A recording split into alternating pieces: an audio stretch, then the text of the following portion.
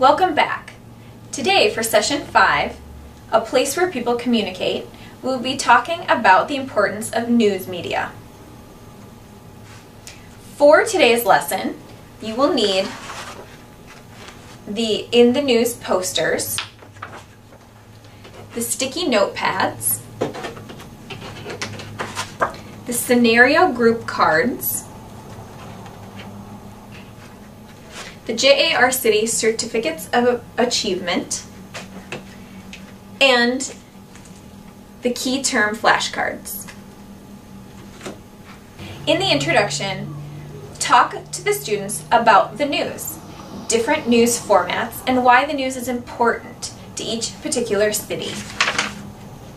We will talk about a variety of news formats, being print, broadcast news, electronic, and human resources. Before class starts, it's beneficial to hang up each of these news format posters around the room. For the first introductory activity, separate the students into 8 groups. Each group will get a scenario news card sheet. Each group will take some time to tear apart the news scenario cards and discuss each scenario that is based on the news amongst themselves. Give the group 5 or 10 minutes to discuss and sort their cards. Tell the students that they have just demonstrated a way of communicating the news, human resources, through people, through word of mouth. A lot of time it's the most prominent way that news is disseminated.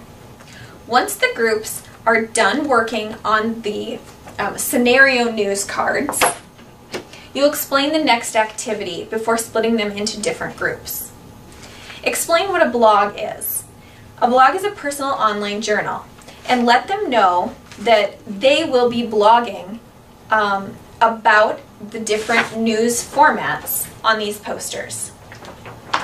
Count the students off from 1 to 5 to find their new groups. Hand out a sticky note pad to each group.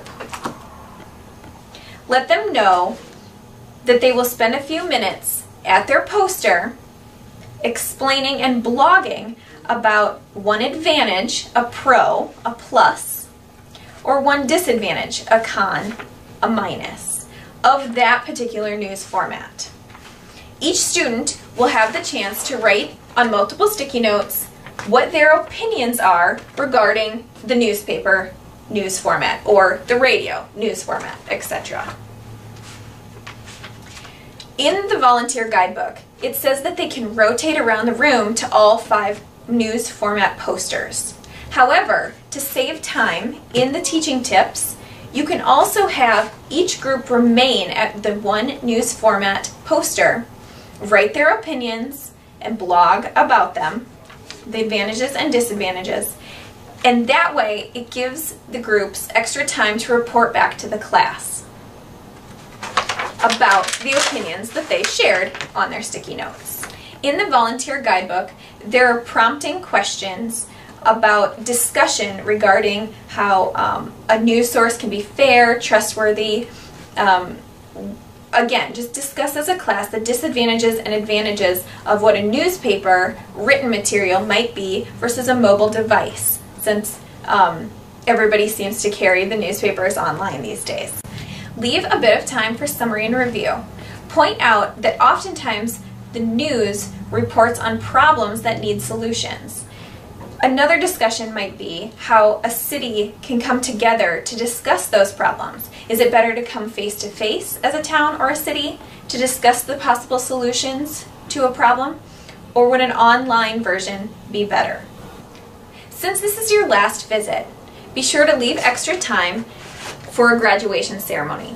This is when you'll pass out the certificates of achievement. We do have a template for you to print off the student name, your name, school name, etc.